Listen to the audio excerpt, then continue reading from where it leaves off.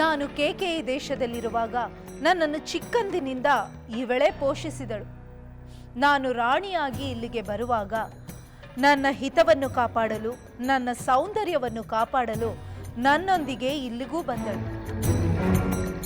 ಇವಳ ಮೇಲೆ ನನಗೆ ಸೇವಕಿ ಎನ್ನುವ ಭಾವನೆಗಿಂತ ನನ್ನ ತಾಯಿಗೆ ಸಮನಾದ ವಿಶ್ವಾಸ ಇವಳ ಮೇಲಿದೆ. ನೀನು ಕೂಡ ಅಷ್ಟೆ.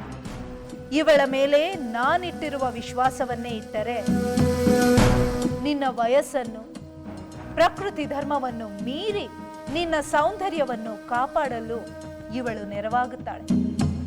ಅದು ನನ್ನ ಜೀವನದ ಮಹಾಭಾಗ್ಯವೆಂದು ತಿಳಿಯುತ್ತೇನೆ ಮಹಾರಾಣಿ. ಇವರೇಕೆ ಸೌಂದರ್ಯವೆಂದು ದೇಹ ಸೌಂದರ್ಯದ ಬಗ್ಗೆ ಇಷ್ಟೊಂದು ಕಾಳಜಿ ವಹಿಸುತ್ತಿದ್ದಾರೆ? ಮಾಂಡವಿ, ಏಕೆ ಸುಮ್ಮನಾಗಿ ಬಿಟ್ಟೆ? ಏನನ್ನು ಯೋಚಿಸುತ್ತಿರುವೆ? ಅತ್ತೆಯವರೇ, ದೇಹ ಸೌಂದರ್ಯವು ವಯಸ್ಸಿಗೆ ತಕ್ಕಂತೆ ಬದಲಾಗುವುದನ್ನು ಕಷ್ಟಪಟ್ಟು ತಡೆಯಬೇಕೆ?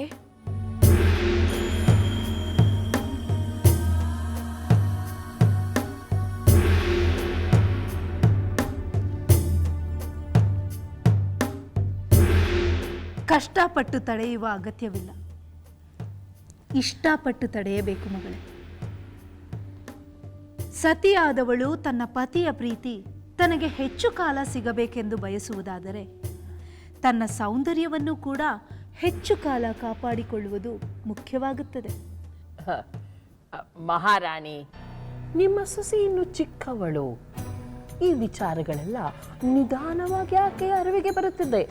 ಬರದಿದ್ದರೆ ನಾನೇ ಹೇಳಿಕೊಡುತ್ತೇನೆ. ಪಾಪ, ಈಗ ಹೋಗಲು ಬಿಡಿ, ಮುಂದೆ ಮಾತನಾಡಿದರಾಯಿತು. ನಿಜ, ಹಾಗೆಯೇ ಆಗಲಿ. ಸೂಕ್ಷ್ಮವಾದ ವಿಚಾರಗಳನ್ನು ಒಮ್ಮೆಗೆ ಅರ್ಥ ಮಾಡಿಸುವುದು ಸಾಧ್ಯವಿಲ್ಲ. ಮಾಂಡವಿ, ನೀನಿನ್ನು ವಿಶ್ರಾಂತಿ ಪಡೆಯಲು ತೆರಳು. ಆಗಲಿ ಅತ್ತೆಯವರೇ, ಪ್ರಣಾಮಗಳು.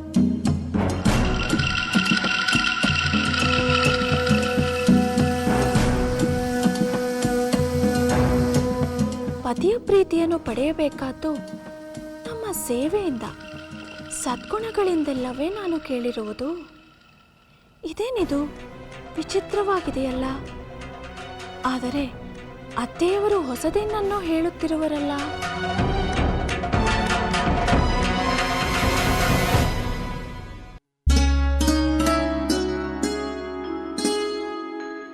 ಅತ್ತೆಯವರಿಗೆ ಪ್ರಣಾಮಗಳು. ನಮ್ಮನ್ನು ಆಶೀರ್ವದಿಸಿ. ಮಂಗಳವಾಗಲಿ, ಕುಳಿತುಕೊಳ್ಳಿ. ವಿವಾಹದ ನಂತರ ನಿಮ್ಮಿಬ್ಬರನ್ನು ಏಕಾಂತದಲ್ಲಿ ಮಾತನಾಡಿಸಬೇಕೆಂಬ ಅಪೇಕ್ಷೆ ನನಗಿತ್ತು. ನೀವು ಬಂದದ್ದು ಒಳ್ಳೆಯದೇ ಆಯಿತು. ಅತ್ತೆಯವರೇ, ನಾವು ಪ್ರತಿನಿತ್ಯವೂ ನಿಮ್ಮ ಆಶೀರ್ವಾದ ಪಡೆಯಲು, ನಿಮಗೆ ನಮಸ್ಕರಿಸಲು ನಿಮ್ಮ ಬಳಿಗೆ ಬಂದೇ ಬರುತ್ತೇವೆ. ನಿಮ್ಮ ಉಪದೇಶಾಮೃತವನ್ನು ಕೇಳಿ ನಿಮ್ಮ ಮಾರ್ಗದರ್ಶನದಲ್ಲಿ ನಡೆಯಲು ನಾವು ಕಾತುರರಾಗಿದ್ದೇವೆ. ಅತ್ತೆಯ ಮನಸ್ಸನ್ನು ಅರಿಯಬೇಕು, ಅದನ್ನು ಅನುಸರಿಸಿ ಅದರಂತೆ ನಡೆಯಬೇಕು ಎಂಬ ನಿಮ್ಮ ವಿನಯ, ನಿಮ್ಮ ಸದ್ಬುದ್ಧಿ ನನಗೆ ತುಂಬ ಮೆಚ್ಚುಗೆಯಾಯಿತು. ಆದರೆ ನಿಮ್ಮ ಪಾಲಿಗೆ ನಾನೇನನ್ನು ಹೇಳಬೇಕೋ ಅದನ್ನೆಲ್ಲ ಒಬ್ಬ ಮಾತೆಯಾಗಿ ಮಾತ್ರ ನಾನು ನಿಮಗೆ ಹೇಳಬಲ್ಲೆ.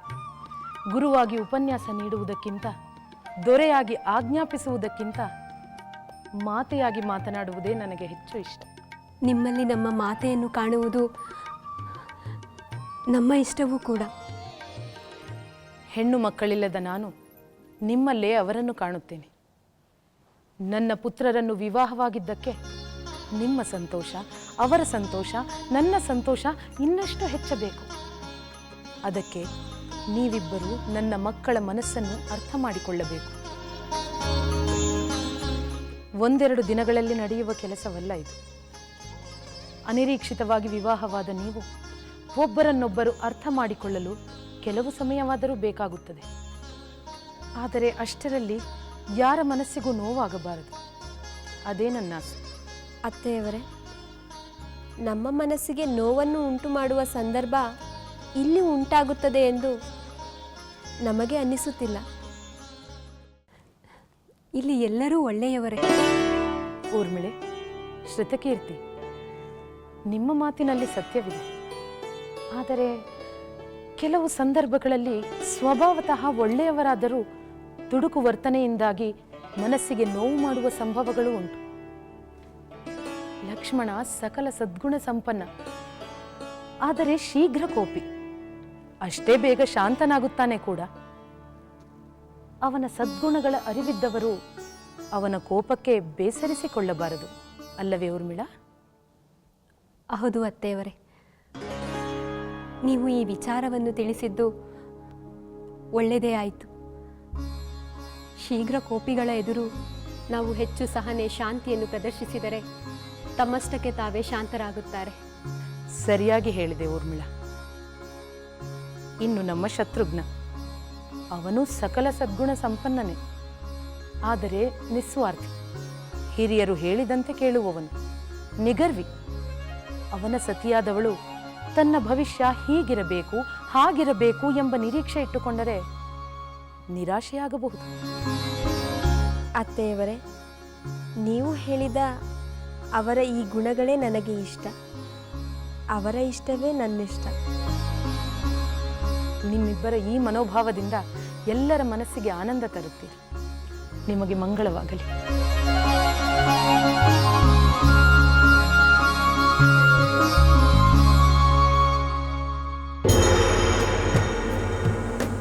ವಿಜಯದ ಸಂತೋಷದಿಂದ ಹಿಂದಿರುಗಬೇಕಾದವನು ನಾನು. ವಿಜಯವನ್ನು ಸಾಧಿಸಿದರೂ ಸಂತೋಷ ಪಡದಂತಾಗಿರುವುದಲ್ಲ, ಇದಕ್ಕೆ ಆ ವಿಭೀಷಣನೇ ಕಾರಣ. ಶತ್ರುಗಳನ್ನು ಕೊಲ್ಲುವುದರ ಜೊತೆಗೆ ಸೋದರಿಯ ಪತಿಯನ್ನು ತಿಳಿಯದೆ ನಾನು ಕೊಲ್ಲುವಂತಾಗಿದ್ದಕ್ಕೆ ಅವನ ಅಪಶಕನದ ಮಾತೇ ಕಾರಣ. ಸೋದರಿಯ ಪತಿಯಾದರೆ ಅವನೇ ತಾನೇ ಶತ್ರುವಂತೆ ನನ್ನೊಡನೆ ಹೋರಾಡಲು ಬಂದ. ಅವನನ್ನು ನಾನು ಕೊಂದದ್ದು ತಪ್ಪೇನಲ್ಲ. ಸಮರದಲ್ಲಿ ಸೋದರಿಗೆ ಸಂಬಂಧಗಳು ಯಾವುದೂ ಇಲ್ಲ.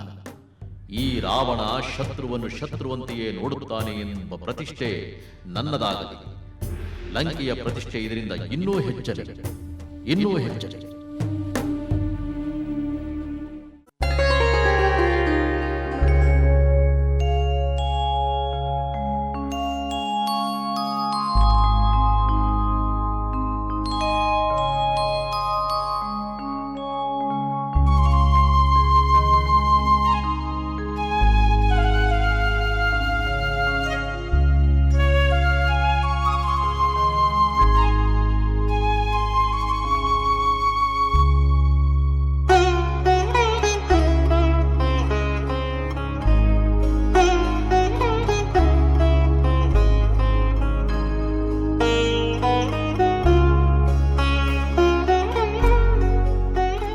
ಊರ್ಮಿಳೆ, ಏನನ್ನು ಯೋಚಿಸುತ್ತಿರುವೆ? ನಮ್ಮ ಅರಮನೆಯಲ್ಲಿಯೂ ನಾವೆಲ್ಲರೂ ಇದೇ ರೀತಿ ಒಟ್ಟಾಗಿ ನಮ್ಮ ಕುಲದೈವದ ಮುಂದೆ ಪ್ರಾರ್ಥನೆ ಸಲ್ಲಿಸುತ್ತಿದ್ದೇವಲ್ಲವೇ? ನಿಜ, ಒಟ್ಟಾಗಿ ಪ್ರಾರ್ಥನೆಯನ್ನು ಸಲ್ಲಿಸುತ್ತಿದ್ದೆವು. ಅರಮನೆಯ ಉದ್ಯಾನವನದಲ್ಲಿ ಒಟ್ಟಾಗಿ ಆಟವನ್ನೂ ಆಡುತ್ತಿದ್ದೆವು. ಬರೀ ಆಟವನ್ನು ಮಾತ್ರ ಆಡುತ್ತಿರಲಿಲ್ಲ. ಆಗಾಗ ನಾವೆಲ್ಲರೂ ಕೂಡಿ ನಮ್ಮ ಮುಂದಿನ ಜೀವನದ ಬಗ್ಗೆ ಕೂಡ ಯೋಚಿಸುತ್ತಾ ಇದ್ದೆವು. ನಾವೆಲ್ಲರೂ ಹಾಗೆ ಮಾತನಾಡುತ್ತಿರುವಾಗ ನಮ್ಮೆಲ್ಲರ ಮನಸ್ಸಿನಲ್ಲಿ ಒಂದು ವಿಚಾರ ಉಂಟಾಗುತ್ತಿತ್ತು. ಅದೇನೆಂದು ಹೇಳುವಿರಾ? ನಾನು ಹೇಳುತ್ತೇನೆ. ನಾವೆಲ್ಲರೂ ಮಿಥಿಲೆಯಲ್ಲಿ ಹೇಗೆ ಒಟ್ಟಾಗಿದ್ದೆವೋ ಹಾಗೆ ಎಂದೂ ಇರಬೇಕೆಂದು, ಇಲ್ಲದಿದ್ದರೆ ವಿವಾಹವಾಗುವುದೇ ಬೇಡವೆಂದು ಮಾತನಾಡಿದೆವು. ಹೌದು, ನಾವು ನಾಲ್ವರು ಒಟ್ಟಾಗಿಯೇ ಇರಬೇಕೆಂಬ ನಮ್ಮ ಮಾತನ್ನು ಕೇಳಿ ಇದು ವಿವಾಹವಾಗುವವರೆಗೂ ಮಾತ್ರ ಎಂದು ಮಾತೆ ಕೂಡ ಹೇಳುತ್ತಿದ್ದರು. ನಾವಾಗಲಿ, ಮಾತೆಯವರಾಗಲಿ, ತಂದೆಯವರಾಗಲಿ, ನಮ್ಮೆಲ್ಲರ ವಿವಾಹವಾದ ಮೇಲೂ ಈ ರೀತಿ ನಾವು ಒಂದೆಡೆಯೇ ಇರುತ್ತೇವೆ, ಬಾಳುತ್ತೇವೆ ಎಂದು ಕಲ್ಪನೆಯೇ ಮಾಡಿರಲಿಲ್ಲ. ಅಲ್ಲವೇ ಸಹೋದರಿ ಸೀತೆ? ನಿಜ, ಕಲ್ಪನೆ ಇಲ್ಲದಿದ್ದರೂ ನಮ್ಮೆಲ್ಲರಲ್ಲೂ ಆಸೆ ಇತ್ತಲ್ಲವೇ? ಒಳ್ಳೆಯ ಕೆಲಸ ಮಾಡಲು ಯಾರು ಯಾರನ್ನೂ ಕಾಯಬೇಕಾಗಿಲ್ಲ. ಈ ರೀತಿ ಗಿಡಗಳನ್ನು ಬೆಳೆಸುವುದಾಗಲಿ, ಕಷ್ಟವಿರುವವರಿಗೆ ಸಹಾಯ ಮಾಡುವುದಕ್ಕಾಗಲಿ ಯಾರನ್ನು ಅವಲಂಬಿಸಬೇಕಾಗಿಲ್ಲ. ನಮ್ಮ ಇಚ್ಛೆಯಿಂದಲೇ ಮಾಡಬಹುದು. ಆಗಲಿ ಅಕ್ಕ, ನೀನು ಹೇಳಿದ ಮಾತುಗಳನ್ನು ನಾವು ಯಾವಾಗಲೂ ನೆನಪಿಟ್ಟುಕೊಳ್ಳುತ್ತೇವೆ. ಆದರೆ ಯಾವಾಗಲೂ ನಿನ್ನ ಜೊತೆಯೇ ಇರಬೇಕೆಂದು ಬಯಸುತ್ತೇವೆ. ಹೌದು ಹೌದು. ಆದ್ದರಿಂದ ನಾವು ಯಾವಾಗಲೂ ಒಟ್ಟಿಗೆ ಒಂದೇ ಕಡೆ ಇರೋಣ. ಮಕ್ಕಳೇ, ಬಹಳ ಚೆನ್ನಾಗಿದೆ, ಬಹಳ ಚೆನ್ನಾಗಿದೆ ನಿಮ್ಮೆಲ್ಲರ ಅಪೇಕ್ಷೆ. ಆದರೆ ಕೇಳುವುದಕ್ಕೆ ಮಾತ್ರ. ಹೌದು, ನೀವು ಈ ವಯಸ್ಸಿನಲ್ಲಿ ಅಪೇಕ್ಷೆ ಪಡಬಹುದು, ಆದರೆ ದಿನ ಕಳೆದಂತೆ ನೀವು ಹೀಗೆಯೇ ಇರುವುದಿಲ್ಲವಲ್ಲ? ಅಮ್ಮ, ನಾವು ಬೆಳೆದು ದೊಡ್ಡವರಾಗುತ್ತೇವೆ ಅಷ್ಟೇ ತಾನೇ. ನಾವು ದೊಡ್ಡವರಾದ ಮಾತ್ರಕ್ಕೆ ದೂರವಾಗಿರಬೇಕೆಂಬ ನಿಯಮವೇನು ಇಲ್ಲವಲ್ಲ? ಮಕ್ಕಳೇ, ನೀವು ಹೆಣ್ಣು ಮಕ್ಕಳು ಬೆಳೆದು ದೊಡ್ಡವರಾದ ಮೇಲೆ ಗಂಡನ ಮನೆಗೆ ಹೋಗಲೇಬೇಕಲ್ಲವೇ? ಯಾರು ಯಾರು ಯಾವ ಯಾವ ದೇಶದ ರಾಜಕುಮಾರರನ್ನು ಮದುವೆ ಆಗುತ್ತೀರೋ, ಯಾವ ಯಾವ ರಾಜ್ಯಕ್ಕೆ ಸೇರುತ್ತೀರೋ ಈಗಲೇ ಹೇಗೆ ಹೇಳಲು ಸಾಧ್ಯ? ಆಕಾಶದಿಂದ ಬಿದ್ದ ಹನಿಯು ಕೆಲವು ನದಿಯನ್ನು ಸೇರುತ್ತದೆ, ಇನ್ನು ಕೆಲವು ಭೂಮಿಯಲ್ಲೇ ಲೀನವಾಗುತ್ತದೆ. ಒಂದೇ ಕಡೆ ಬಿದ್ದ ಹನಿಯು ಬೇರೆ ಕಡೆ ಹರಿಯುತ್ತದೆ. ಅಮ್ಮ, ಆಕಾಶಂ ಪತಿತಂ ತೋಯಂ ಸಾಗರಂ ಪ್ರತಿ ಗಚ್ಚತಿ. ಆಕಾಶದಿಂದ ಬಿದ್ದ ನೀರು ಒಂದೇ ಸಾಗರಕ್ಕೆ ಸೇರುವಂತೆ ನಾವು ಒಂದೇ ಕಡೆ ಸೇರುವೆವು. ಚಿಕ್ಕಮ್ಮ, ನಾವು ಯಾವಾಗಲೂ ಒಂದಾಗಿ ಇರುತ್ತೇವೆ, ಎಂದೂ ದೂರವಾಗುವುದಿಲ್ಲ. ಆ ಆಸೆಯನ್ನು ಮನಸ್ಸಿನಲ್ಲಿಟ್ಟುಕೊಂಡು ಪ್ರಾರ್ಥನೆ ಮಾಡುತ್ತಿದ್ದೆವು. ನಮ್ಮ ಪ್ರಾರ್ಥನೆಗೆ ಆ ದೇವರ ಅನುಗ್ರಹ, ಗುರು ಹಿರಿಯರ ಆಶೀರ್ವಾದವು ನಿಜವಾಗುವಂತೆ ಮಾಡಿದೆ. ಇದಕ್ಕಾಗಿ ನಾವು ಎಲ್ಲರಿಗೂ ಕೃತಜ್ಞರಾಗಿರಬೇಕು. ಹಾಗಾದರೆ ನಮ್ಮ ಕೃತಜ್ಞತೆಯನ್ನು ಇಲ್ಲಿರುವ ಕುಲದೈವದ ಮುಂದೆ ಪ್ರಾರ್ಥನೆ ಮೂಲಕ ಸಲ್ಲಿಸಬಹುದಲ್ಲವೇ? ಅದು ಅವಶ್ಯವಾಗಿ ನಾವೀಗ ಮೊದಲು ಮಾಡಬೇಕಾದ ಕರ್ತವ್ಯ. ಬನ್ನಿರಿ, ನಮ್ಮೆಲ್ಲರನ್ನು ಈ ರೀತಿ ಒಟ್ಟಾಗಿ ಬಾಳುವಂತೆ ಮಾಡಿದ ಎಲ್ಲರ ಆರೈಕೆಗೆ, ಅನುಗ್ರಹಕ್ಕೆ ಆ ದೇವರನ್ನು ವಂದಿಸುವುದರ ಮೂಲಕ ಕೃತಜ್ಞತೆ ಹೇಳೋಣ.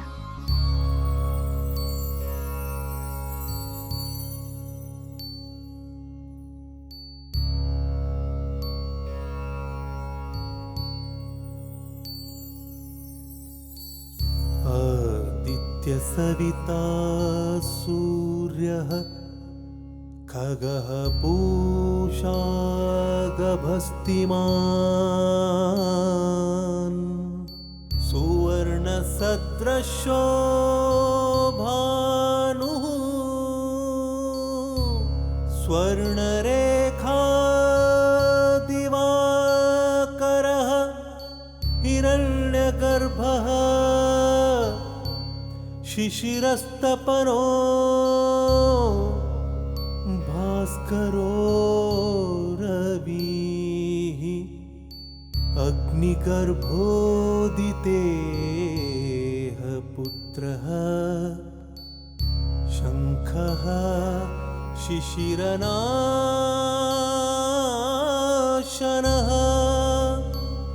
हरिदश्वः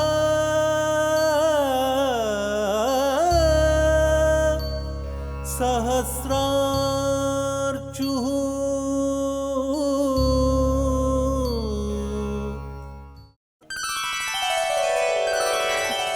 ಬಾ ಸುಮಿತ್ರ, ಬಾ ಕುಳಿತುಕೋ.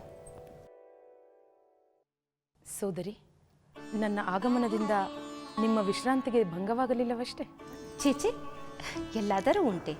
ನಾನೇ ನಿನ್ನ ಬಳಿಗೆ ಬರಬೇಕು, ಇಲ್ಲವೇ ನಿನ್ನನ್ನೇ ಇಲ್ಲಿಗೆ ಕರೆಸಿಕೊಳ್ಳಬೇಕು ಎಂದುಕೊಂಡಿದ್ದೆ.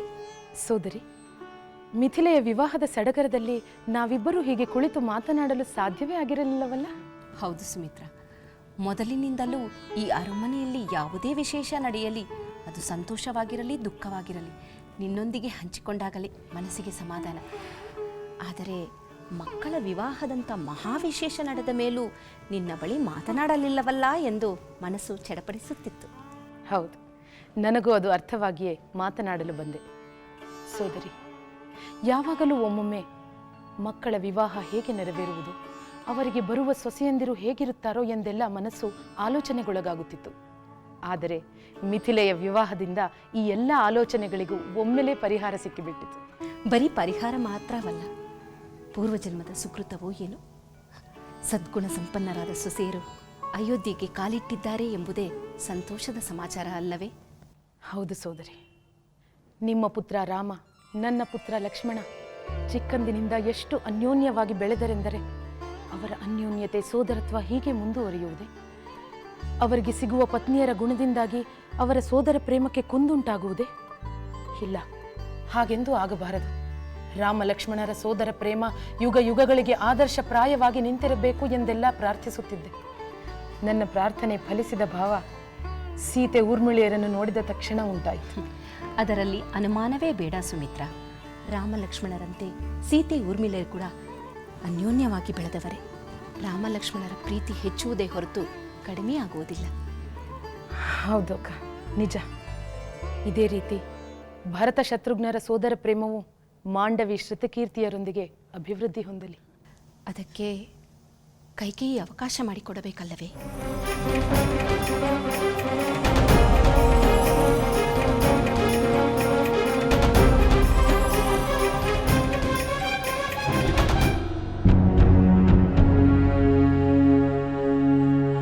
ಅಗ್ರಜ ರಾವಣ, ಪ್ರತಿ ಬಾರಿಯೂ ಯುದ್ಧದಿಂದ ಬಂದಾಗ ಗೆದ್ದ ಉತ್ಸಾಹದಲ್ಲಿ ಅರಮನೆಯೆಲ್ಲ ಓಡಾಡುತ್ತಾ ಅಟ್ಟಹಾಸ ಮಾಡುತ್ತಾ ಆನಂದದಿಂದ ಮರೆಯುತ್ತಿದ್ದ ನೀನು ಯುದ್ಧವನ್ನು ಗೆದ್ದಿದ್ದರೂ ಕೂಡ ಯಾವುದೇ ಸಂಭ್ರಮವಿಲ್ಲದೆ ಇಲ್ಲಿ ಹೀಗೆ ಕುಳಿತಿರುವೆಯಲ್ಲ.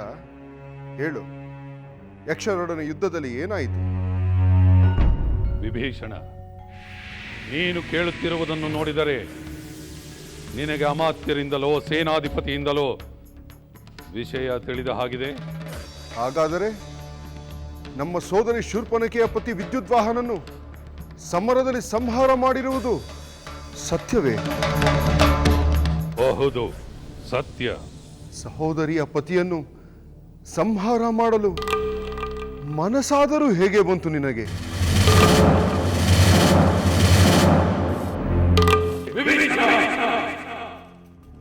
ಅವನು ನನ್ನ ಸೋದರಿಯ ಪತಿ ಎಂದು ತಿಳಿದಿದ್ದರೆ ನಾನು ಸಂಹಾರ ಮಾಡುತ್ತಿದ್ದೇನೆ, ಬುದ್ಧಿ ಹೇಳಿ ಕಳಿಸುತ್ತಿದ್ದೆ. ಇಲ್ಲವಾದರೆ ಅವನ ಕೈಕಾಲುಗಳನ್ನು ಕಟ್ಟಿ ಲಂಕೆಗೆ ಎಳೆತಂದು ನನ್ನ ಸೋದರಿಯ ಜೊತೆ ಸಂಸಾರ ಮಾಡುವ ನಿನಗೆ ಯುದ್ಧ ಬೇಕೆಂದು ಹೇಳುತ್ತಿದ್ದೆ. ಅವನಾರೆಂದು ತಿಳಿಯುವ ಮೊದಲೇ ನನ್ನ ಮೇಲೆ ಯುದ್ಧಕ್ಕೆ ಬಂದು ನನ್ನ ಬಲದೆದುರು ಕ್ಷಣಾರ್ಧದಲ್ಲಿ ಹತನಾದ. ಇಂತಹ ಅನಾಹುತವಾಗಬಹುದು ಎಂದೇ ನಾನು ಮೊದಲಿನಿಂದಲೂ ಯಕ್ಷರೊಡನೆ ಸಂಬಂಧ ಬೇಡವೆಂದು ಹೇಳುತ್ತಿದ್ದುದು. ಶೂರ್ಪನಖೆಗಂತೂ ತಿಳಿಯುವುದಿಲ್ಲ, ಆದರೆ ನೀನಾದರೂ ತಿಳಿಸಬಹುದಾಗಿತ್ತು. ವಿಭೀಷಣ, ಹಳೆಯದನ್ನೆಲ್ಲ ಕೆದಕಿ ನನ್ನ ತಲೆ ಕೆಡಿಸಬೇಡ. ನಾನು ಕೆಡಿಸುವುದಿಲ್ಲ, ಆದರೆ ನನ್ನ ಪತಿಯನ್ನು ಏಕೆ ಸಂಹಾರ ಮಾಡಿದೆ ಎಂದು ಬಂದು ಕೇಳ್ತಾಳಲ್ಲ, ಆಗ ನಿನ್ನ 10 ತಲೆಗಳಿದ್ದರೂ ಒಂದೇ ಒಂದು ಉತ್ತರ ಕೂಡ ಕೊಡಲಾಗುವುದಿಲ್ಲ. ನಾನು ಕೊಡುತ್ತೇನೆ. ನನಗೆ ಉತ್ತರ ಕೊಡುವುದು ಗೊತ್ತು. ನೀನಿನ್ನು ಹೊರಡಬಹುದು.